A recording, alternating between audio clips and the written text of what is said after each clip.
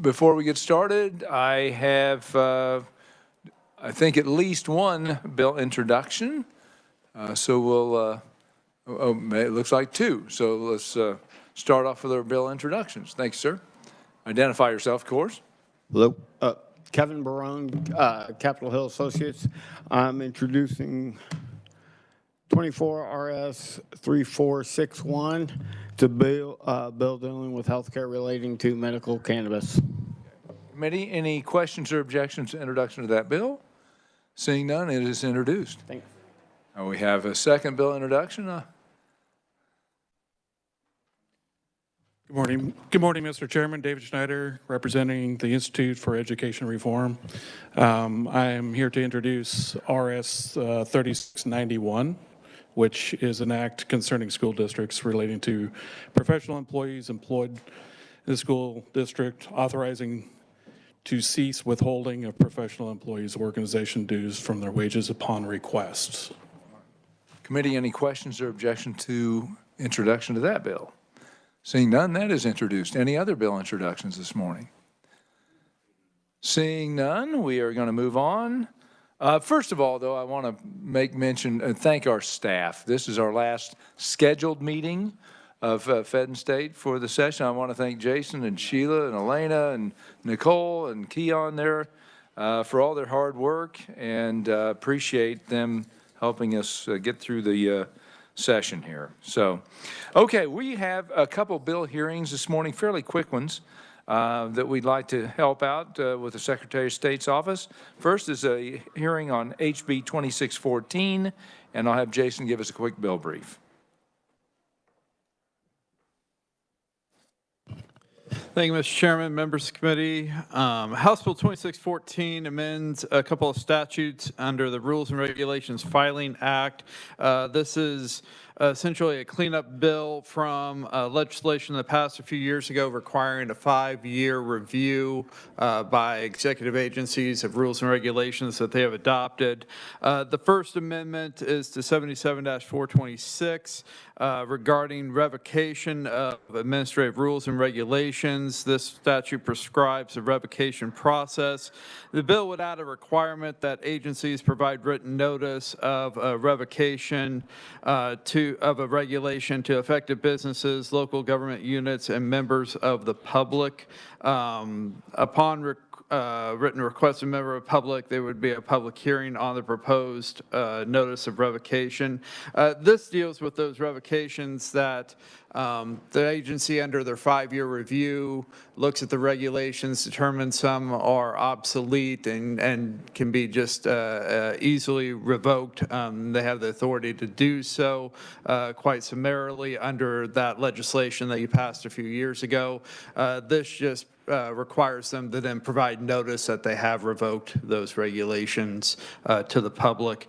The other amendment is to the 5-year review statute itself, 77-440, and this is simply cleaning up the list of executive agencies under the schedule of those 5-year reviews. There's been a look at those agencies, and a number of them are either have been abolished by state law or are inactive, and so those agencies would be stricken from the schedule, and that's what you see on pages 3, 4, 5 of the bill, just striking those agencies. These would go into effect on July 1st if enacted, and it did pass the House on a final action vote of 120 to 0. So I'll be happy to stand for any questions. Committee, any questions? Seeing none, thank you, Jason. Our only testimony comes from Clay Barker, Deputy Secretary of State, with a quick thought on the bill. Thank you, Mr. Chair, and I promised the Chair we'd be succinct on these two bills today. I know you have a lot to do. So in 2022, the legislature passed the 5-year review process where every agency had to verify that every regulation was required or get rid of it.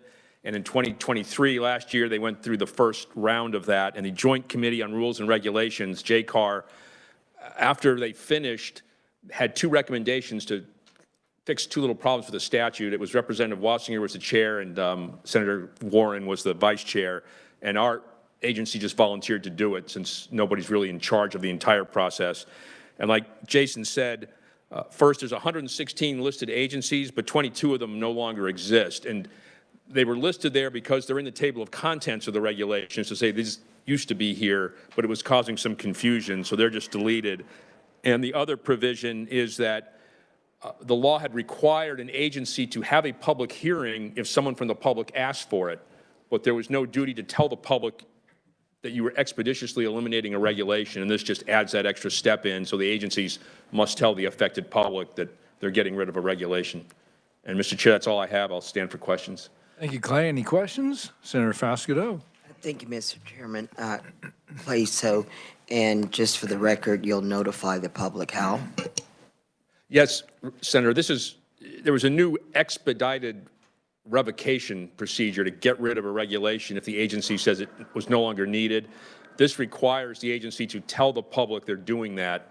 So if someone in the public wants to have a public hearing, they can ask.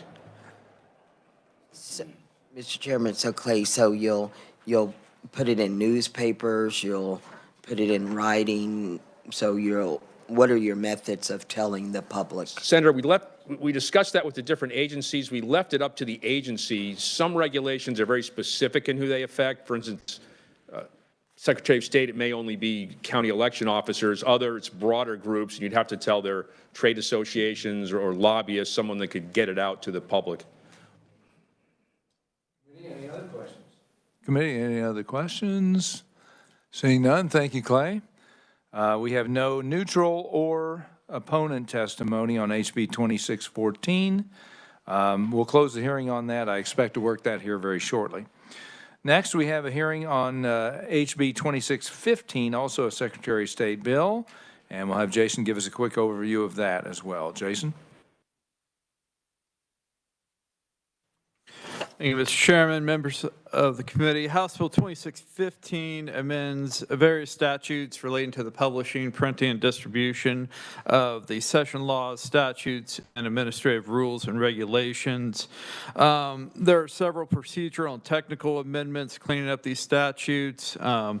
One, it removes the state printer from the timeline for printing session laws. That's on page 1, so that the Secretary of State can proceed with publication of the session laws and then follow up with the hardbound printing of the session laws by the state printer.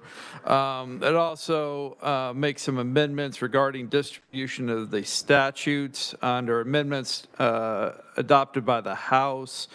New members of the legislature would receive a set of statute books, but returning members would simply be notified that they could request supplement the updates each year when they come back.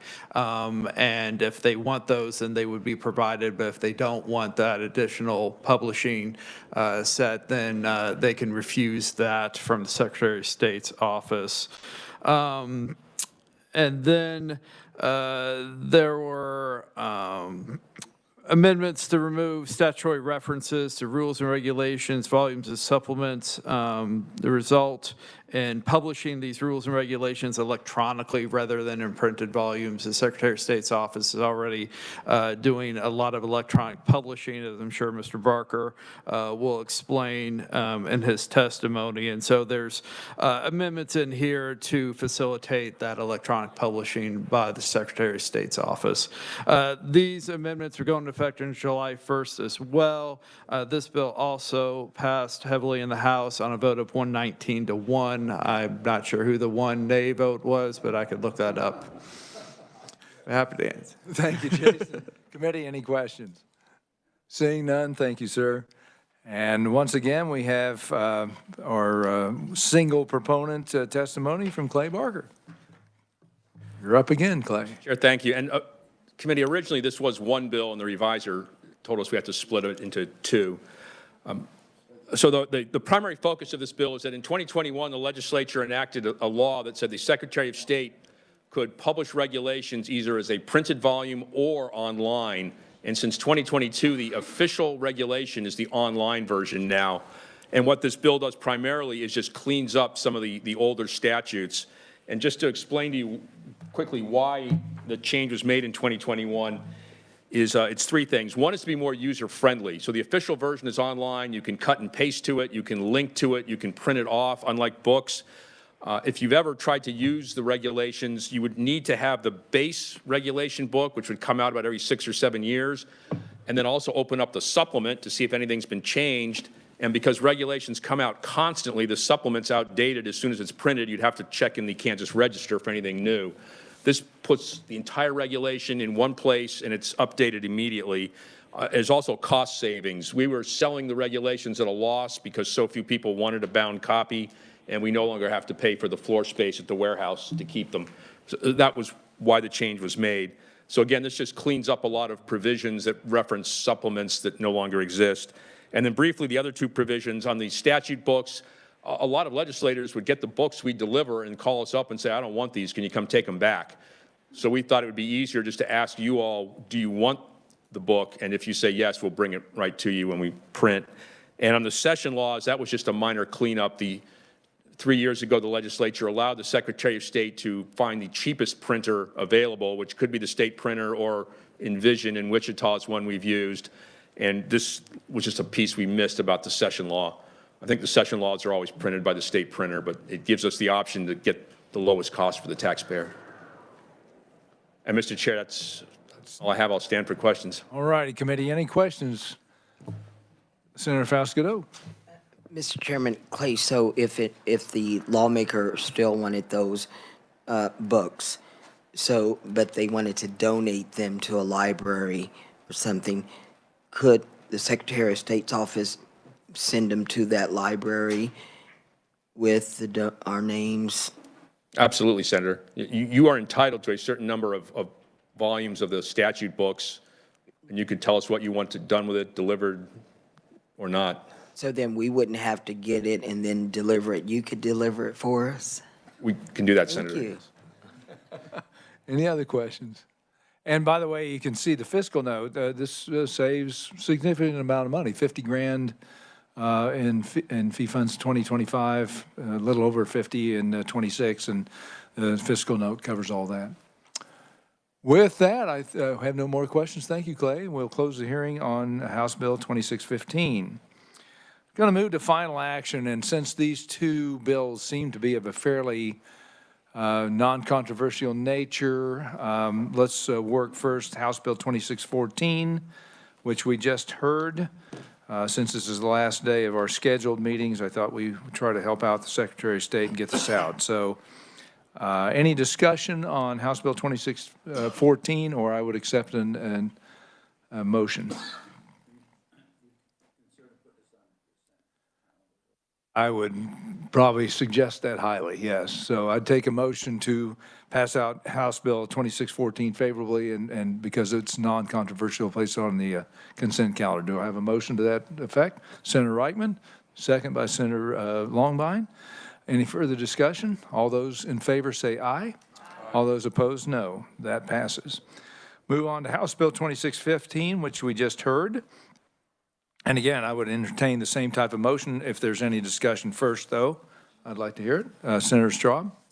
Thank you, Mr. Chair. I'm just wondering what Representative Titus knows that we don't. Oh, is he the single no vote? Yeah, I put in a message to him to find out, I don't know if it was just a mistake or what, but anyway, They might have. we can go ahead. He might have been sleeping during the vote, and they just woke him up, and he pushed the wrong button over there, so. Do I have a motion on? We have a motion from Senator Longbine to pass out House Bill 2615 and put it on the consent calendar. Do we have a second? A second by Senator Klutz. Any further discussion? All those in favor say aye. All those opposed, no. Very good. Those bills go out to the ether and up to the Senate. Next, we want to turn our attention to Working House Bill 2618. Which, for a review, I will have Jason give us a quick bill brief on 2618.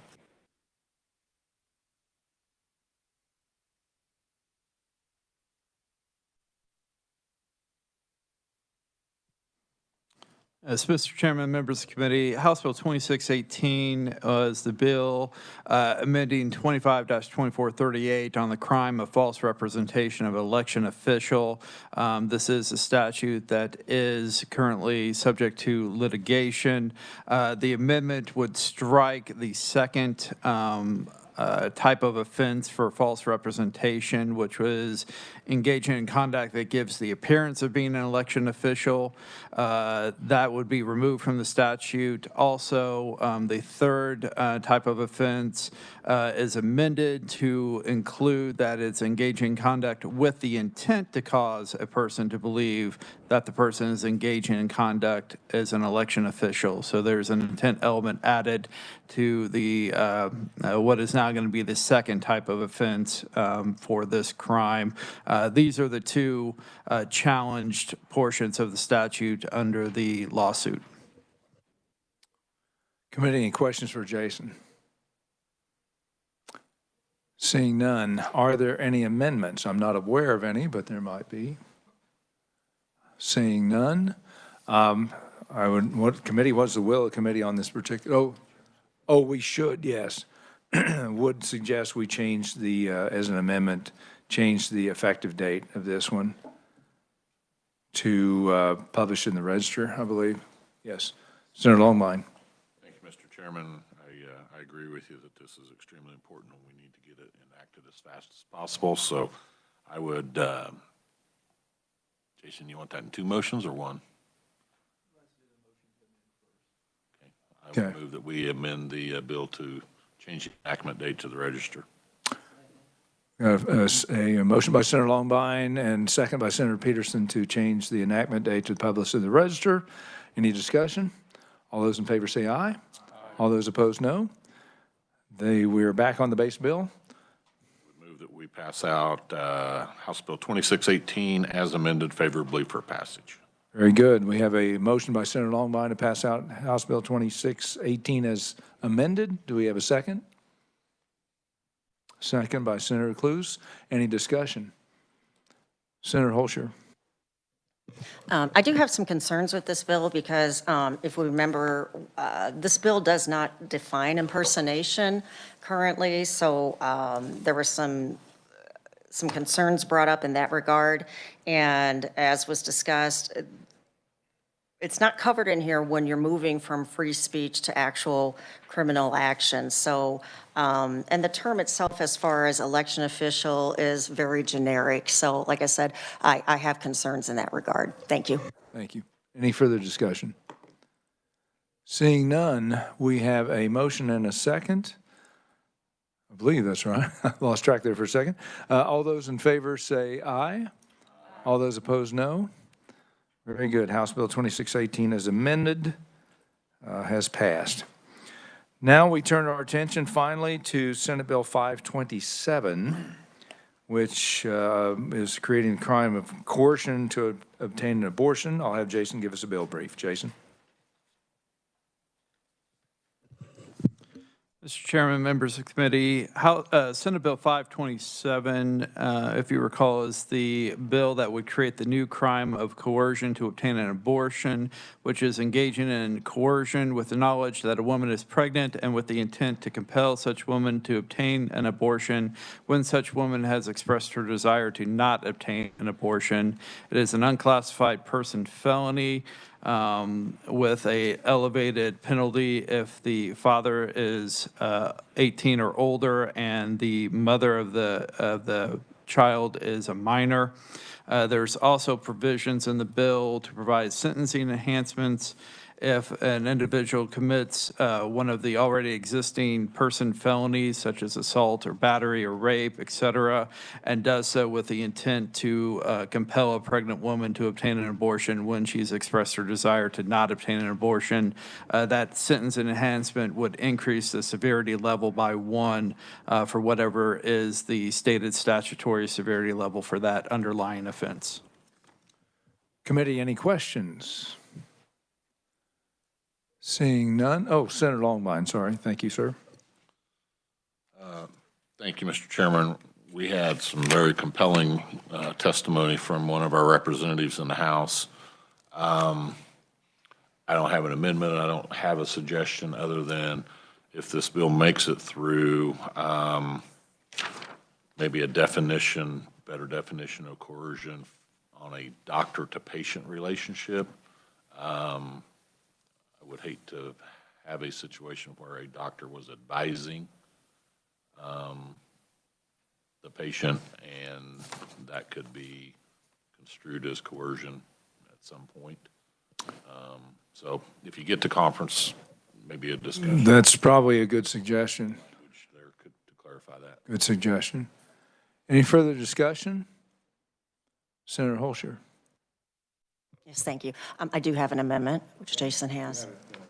Ready to go here for Jason?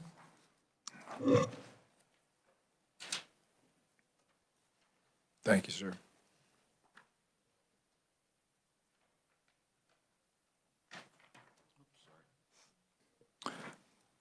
And this may in part address a little bit of that concern brought up by the senator, but I am very, very sympathetic to this issue and coercion because it is an issue. And this essentially adds to the base of defining coercion. And what this does is basically adds to that base in terms of sabotaging birth control, threatening a woman with financial ruin, knowingly spreading an STD, which is all a part of coercion and trying to control a female. Would you like to explain your amendment in detail or have Jason do so? Jason, you can do that. That was my overview.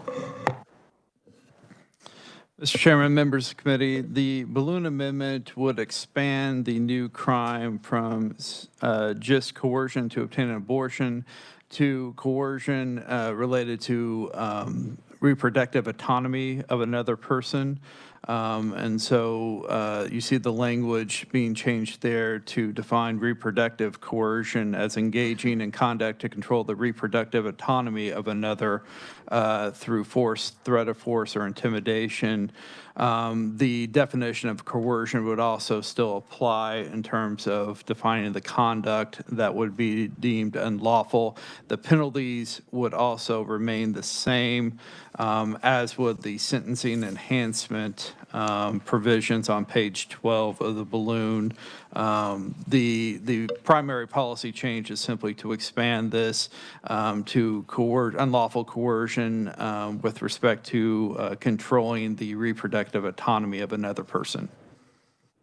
Committee questions. Senator Faustido. Thank you, Mr. Chairman, and to the senator carrying the amendment. So is this similar to an amendment that went on in the House? Yes, it is very similar. And did that pass? Well, obviously it Yeah, did, it did. but what was the number? Do you remember? Was there any major debate? I don't remember what the number was, but it did pass in the House because coercion is coercion. So essentially, if you're worried about coercion in terms of abortion, hopefully you would also want to protect a female in terms of not being coerced in terms of spreading disease or in terms of sabotaging birth control, those types of issues. And thank you. And staff, did you have a number of that in the House? Just curious. Elena, do you happen to know what the vote was in the House, or Jason, either one? The amendment was added in committee, and so it is in House Bill 2813. But I don't know what the vote was in committee. I don't know if it was recorded. Committee, any other questions? I do have one. It seems that this is very broad. Reproductive coercion to me, and correct me if I'm wrong, Jason, seems like it would expand this bill to also include intimate relationships that this bill is not intended to include and may face a court challenge. I know I'm asking you to improve. Does this broaden out the definition unnecessarily? Maybe that's not the correct question, but Mr. Chairman, members of the committee, it does broaden the scope of the unlawful conduct to include reproductive autonomy, which could include other facets of reproductive choices by an individual, not just the choice of whether or not to obtain an abortion. So in that respect, it does broaden the scope of the unlawful conduct. I mean, if you're pregnant, you've probably had an intimate relationship, though, correct? Not necessarily. We could be talking about sex traffickers. We could be talking about pimps. Literally, yeah, anybody. But this would broaden the scope into potentially a marital relationship, and there are domestic violence statutes that already cover that, from what I understand. So, committee, any further questions? Senator Longbine. Jason, can you tell me why we are striking what appears to be the definition of an unborn child on page 2, lines 16 and 17?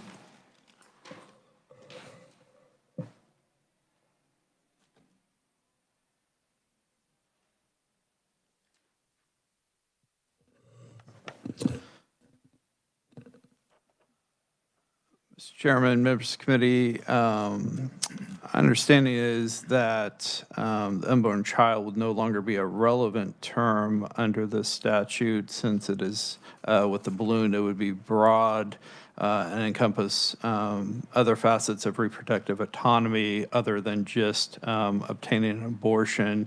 I'm also looking to see if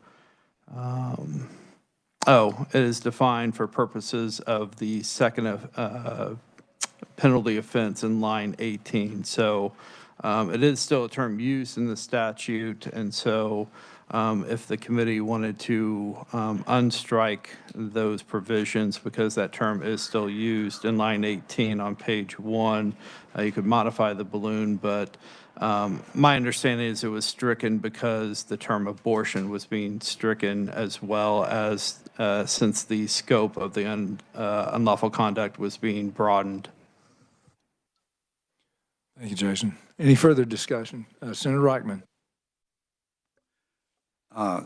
Thank you, Mr. Chairman. I also have some concerns with this, and I think it would be struck down by the Hodge ruling, and I agree with your comments. Thank you. Any further discussion? Senator, you may move your amendment if you like.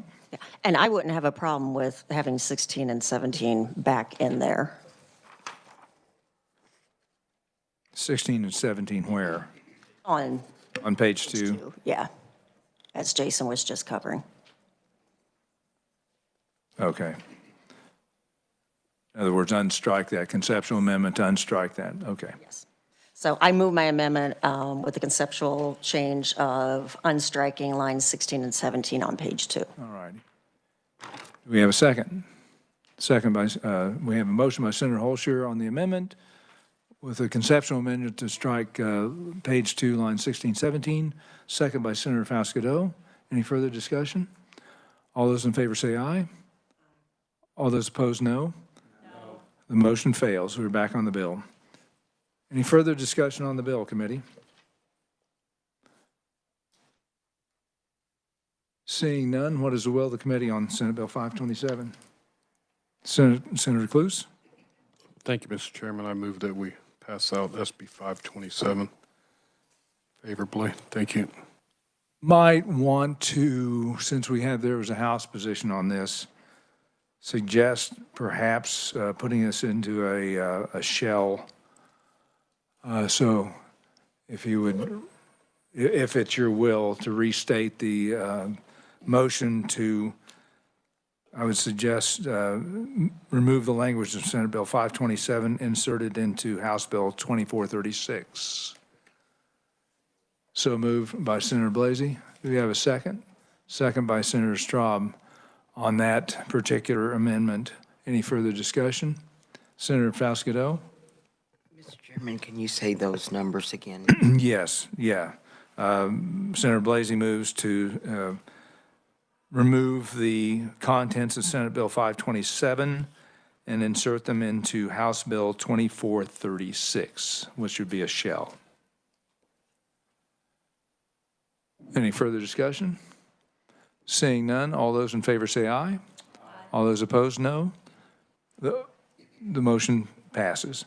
We're back on the, now we can move to, for the Senate sub for House Bill 2436. Do we have a motion?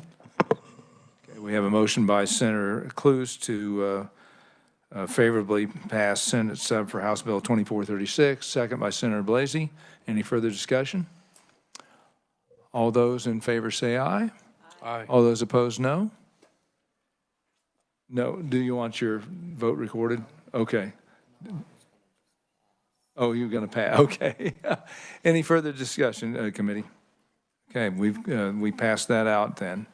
Committee, that is all the work we have. I appreciate your time and your work on this, and these will go up to the Senate floor. With that, we are adjourned.